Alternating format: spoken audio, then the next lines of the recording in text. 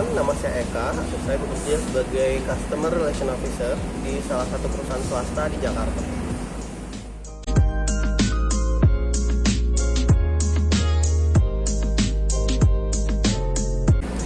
Saya sangat overthinking dan juga cenderung memiliki prejudis atau prasangka terhadap orang baru ya. Jadi di lingkungan baru sebenarnya agak susah beradaptasi, tapi saya selalu berusaha untuk bisa berbaur dengan yang lain.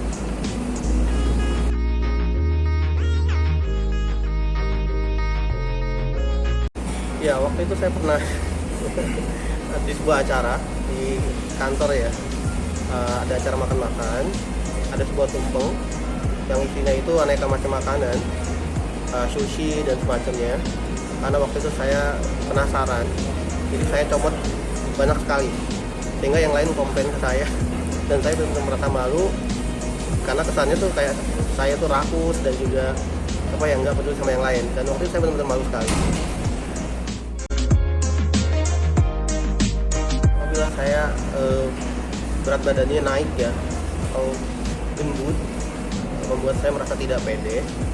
Ya, kalau punya badan yang berlebih atau gendut seperti itu membuat saya merasa tidak pede memakai pakaian apa aja.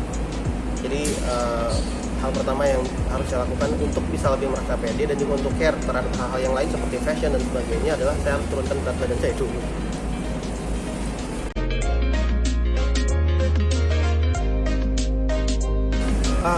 Kebalikan dari yang tadi, ketika saya sudah memiliki badan yang bagus ya, body shape yang bagus, saya merasa sangat pede, karena kalau punya body shape yang bagus tuh kayaknya pakai baju apa aja pede gitu, keren.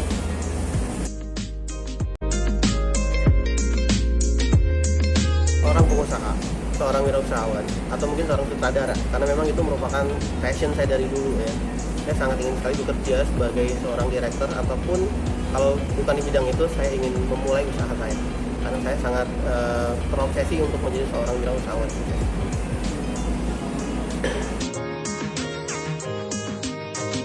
Berusia 35 tahun, dan itu sekarang. Ya. Oke, 3 orang yang berjasa dalam hidup saya. My mom. Saya bisa bilang bahwa ibu saya. Saya menangis terakhir kali pada saat saya Menangis terakhir kali, mungkin menangis karena satu hal ya, mungkin sekitar 2 bulan yang lalu. Dan itu karena merasa beban yang saya pikul sebagai warga masyarakat yang tinggal di Jakarta, di mana saya merupakan seorang anak rantau yang tinggal sendiri. Saya harus memanage segalanya sendiri, sehingga saya merasa sangat terbebani sekali sebenarnya, dan itu membuat saya merasa kecil hati dan juga sempat mengeluh ya, sehingga saya meluapkan rasa beban yang saya pikul dengan menangis sekitar 2-3 bulan yang lalu.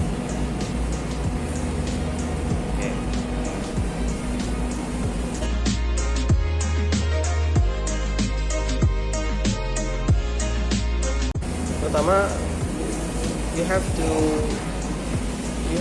be brave enough to take the risk ya. Harus berani ambil resiko, dan Anda harus tahu konsekuensi yang akan Anda terima nantinya ketika Anda sudah ke Jakarta. Dan juga jangan punya mental Anda harus berani, Anda harus memiliki mental pejuang, karena ketika Anda sudah sampai di Jakarta, never ever look back. Anda harus keep moving forward, apapun yang terjadi, jalani, hadapi, sampai suatu titik Anda berhasil di Jakarta. Karena saya seorang laki-laki yang nantinya pasti juga akan kan nggak mungkin hidup tuh gini-gini aja. Kita juga harus memiliki tempat tinggal yang layak, kendaraan yang layak, dan juga persiapan untuk masa depan untuk jangka panjang itu harus disiapkan dari sekarang. Tapi untuk sekarang biaya hidup tidak terlalu tinggi menurut saya. 3-4 juta sebenarnya sudah sangat-sangat cukup sekali.